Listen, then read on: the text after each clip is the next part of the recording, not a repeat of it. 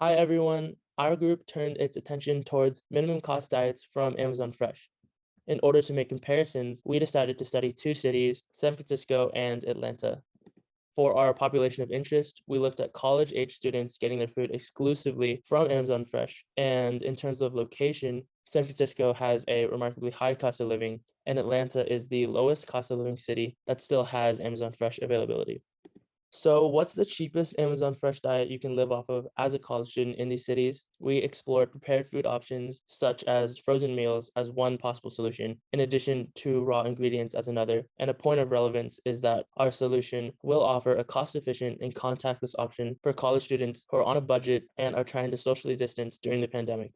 One thing to look at is that we will expect Amazon Fresh prices to be lower in Atlanta given the cost of living. However, our data may tell us otherwise. And hopefully, there's some helpful information you can take away from our findings yourself as we're all college students. So here you guys can see all the data that we collected for the prices for different foods. And as you can see on the Excel sheet, we compared whole foods versus processed foods in the regions San Francisco and Atlanta. And then on this slide, we take into consideration the nutritional recommendation for males ranging from 19 to 30 years old. For a whole foods diet, we set a maximum constraint on sodium, sugar, and cholesterol, as well as total weight. An issue that we came across when looking at prepared foods was that we were not able to set any maximum constraints on the prepared food diet due to there being too much sodium and cholesterol. This made us realize that it would be impossible to find a low cost diet that was based solely on prepared foods. All right, now let's get on to the segment that we've all been waiting for. Here are the minimum cost diets that our group found, starting with whole foods and SF. For the two whole food categories, we constrained them based on sodium, sugar, and cholesterol maximums or recommended maximums that we found online for healthy male adults, which is also the group that we solved for. So I'll give you guys a second to take a look. Some pretty interesting parts are, we only need a third of an egg and a mouthful of spinach leaves. So there might be some logistical difficulties in terms of actually measuring things out, but this is the most optimal and it's only $3.30 per day, so not too expensive. Here are the whole food diets we found for Atlanta. Overall, pretty similar. Here's a visual comparison. As you can see, most of the ingredients stay the same aside from cabbage replacing broccoli and spinach. Next up, we have prepared foods in SF. So here's where it gets a little bit crazy. As you can see here, we need 14 packs of ramen for our optimal solution. I mean, I'm surprised at all that we found a solution that meets all our dietary needs, but apparently 14 packs of ramen will get you most of the way there. And next, we have the prepared foods for Atlanta. Pretty much the same story here. The only difference is that our oatmeal has replaced our French fries, so slightly more healthy.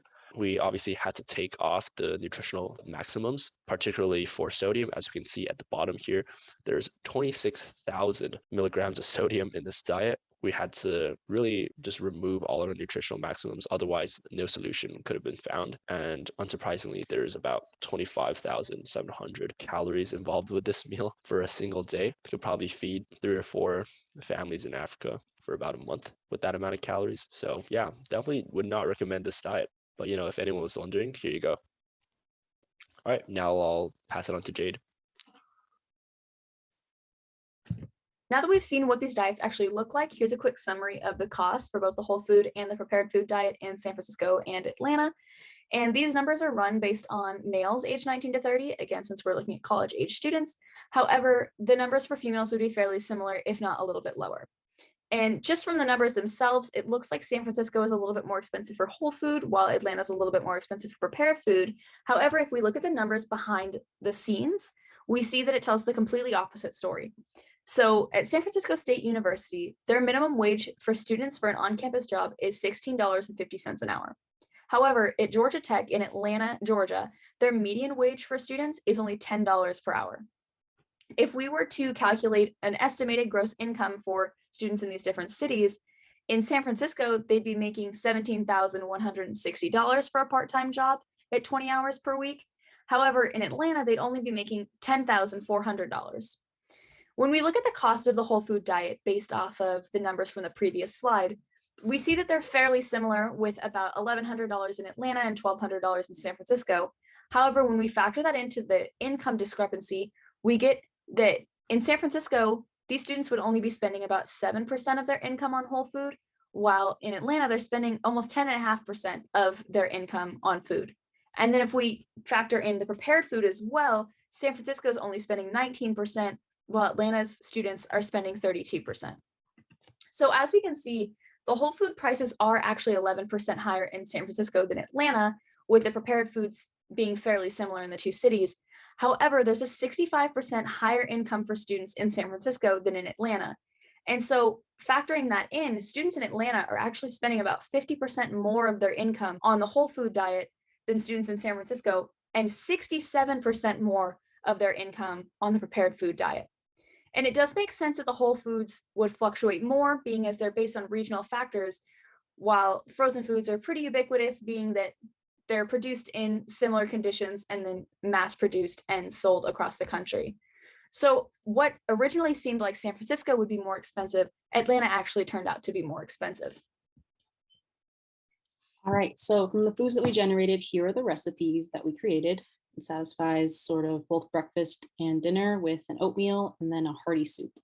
And the only main difference between San Francisco and Atlanta is the interchangeable spinach, broccoli, and cabbage. So here are recipes, but these are better illustrated by our videos. Nice. I think there's broccoli in there. Oh no. You got broccoli in the mouth. Oh. That's a more bird. Got it. The broccoli's gone. We can make cream of broccoli soup. Nice shot. Ooh. Wait, that's kind of clean. Nice. She's nice with it. 10 out of 10. The best oatmeal and peanut butter I've ever had. All right, I need to get on this. Hey, okay, same time next week. I'm actually a big oatmeal guy, so you know, like my word is like law when it comes. It is. Jerry is Oh, known on good. the streets as the oatmeal guy. After trying thousands of oatmeals around the globe, I'm happy to say that I finally found what I've been looking for. Are you ready? Now. Ooh, okay. Wait, can you do two at the same time? Like Don't. left-handed. No. Oh, Maybe it's okay since we Egg drop. Whoa, awesome. It's an egg drop soup. Crazy how that works. Okay. Nice. Yum. It needs more salt. It needs a lot more salt. Actually, Okay, I sort this. of like it like this. Oh wait, it's actually, I Yeah. love it. I'm warm, I'm cozy. This is, you know what, I'm gonna have to give it an 11 out of 10. So then for our meal reviews, we chose Group Stigler with their chickpea tuna salad and banana ice cream. Hi, we're doing the Stigler recipe. mashed Ooh. chickpeas. Ooh. Yum. Oh, Christine Yoon, Carissa. It looks like cat food. Yeah, a little bit. Should I say something after I taste it? You should give your honest review. So you should Oh, be honest, yeah, honest. This okay. is your honest review. I give it a 3 out of 10. Wait, it's actually not that bad. 5 out of 10. 5 out of 10. I think for what it is, I'm very pleased. This almost tastes like potato salad. Alright, open up. No. That's not to say I want another bite. It's not actually that bad. Maybe like a 7 for me. And plus it's healthy, so it gets points. But it's minus points for the appearance. Yeah. I could eat this. You know, like if I had to. This is Like- fine. My review is also like 5, 6 out of 10. Wait, we should have like a shot of us going like. Oh, let's go. Oh my god. Actually, doesn't It look looks good. pretty. Wow, it's really good. Wait, Really? It's so good. It's a 10 out of 10. 10 out of 10? It's 2 Wow. ingredients. No way. Dude, it's good, right? Sorry, bias. Sorry. No, I fuck with. Dude, we can't use that I'm- again. I vibe with. It's I good. agree. Okay, I'll say 9 out of 10. It's a smoothie. Pretty much. What's the rating? 10 out of 10, I would eat that. Let's go. They went off with this one. It is. Stigler group, good job. Okay, to the George Stigler group. The more I eat this, the more I like it. So yeah, people were skeptical of the chickpea salad, but it was all right. It was pretty good. I liked it. And specifically, the banana ice cream was a smash hit. So great job, George Stigler, for their 2 ingredient ice cream. Now that we have the minimum cost diet solution, we wanted to explore the sensitivity of the solution, analyzing the effect of price change on cost, composition, and nutrition of this diet, specifically for college students in the SF area today. So first we explore price change effect on diet cost, and you can see for each food, the diet cost increases with price, and there's an approximately linear relationship between these logarithms, but the slope varies depending on the food. So it's the steepest for eggs and the shallowest for spinach, meaning that our solution is most sensitive to the price of eggs and least sensitive to the spinach. So we also explored the effect of almond milk price on diet composition. And you can see that as the price increases, the amount of potatoes and almond milk decreases, and the amount of black beans, whole milk, and oats increases. And we hypothesize this is due to the black beans, whole milk, and oats that can altogether substitute for potatoes and almond milk. Here's the effect of the whole milk price. And as whole milk price increases, we get a decrease in the black beans, whole milk, and oats, and an increase in potatoes and almond milk. So this leads us to the same hypothesis as before. And when we looked at other reference food prices and the effects on the diet composition, we saw the same pattern, that these two groups of foods sort of follow the opposing trends, which suggests that they can sort of replace each other in the diet. So to investigate this farther, we plotted the nutrient profiles of these 5 foods, starting with the full list of nutrients from FDC, and then selecting the relevant ones that were present in all 5 foods. And we can see that almond milk can replace whole milk as perhaps a source of calcium, vitamin E, and water, whereas potatoes can replace black beans and oats as a source of carbs, fatty acids, niacin, and various minerals. So with this in mind, we wanted to see the effect of price change on diet nutrition. So here's a sample plot using almond milk as the reference food. And we split the nutrients into 2 different groups to make it easier to see all the different lines.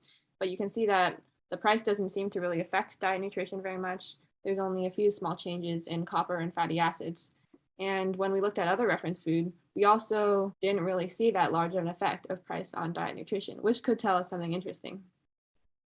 Now I'll quickly just walk through all of the code that we used. So here's importing all the libraries and tools in order to analyze and plot our data, searching for foods in the FDC and getting their ID, and then from there getting their nutrition info, reading the Google spreadsheet with our food and price info from Amazon, and creating the data frame and converting the units. Here's our dietary reference intakes deliverable, which takes in a specific age and sex and outputs the nutrition requirements, dietary requirements for that age and sex group. And our subsistence problem solver, which takes in all this info on foods, pricing, and nutrition requirements, restrictions, max and minimum constraints, and it outputs the minimum cost diet. And here's us reading through the dietary requirements, min and maxes that the professor already made for us. And here solving the minimum cost diet.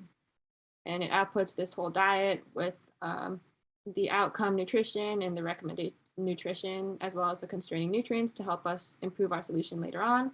And here's our price change analysis. So analyzing the effects of price change on the diet cost and the diet composition and the diet nutrition. And here's investigating the nutrition profile of some specific foods that we're interested due to these patterns that we noticed in the graphs above. And lastly, the total weight constraint. Here is the conclusion. The nominal price are higher in San Francisco, while the real price are higher in Atlanta. Things that also go into calculating the MCD, which makes our conclusion imperfect. The point that Stigler made about how the same forms of food can have different nutritional contents based on the season, the region, or the strain. Our nutritional maximums like sodium and sugar came from a sort of unclear root estimate. Here's the link about the introduction of the sodium, and it tells about the advantage and disadvantage. The final thing is the flexibility of portioning, like we cannot buy 1/3 of a banana or 1/2 of an apple. It have more practical units amounts of food.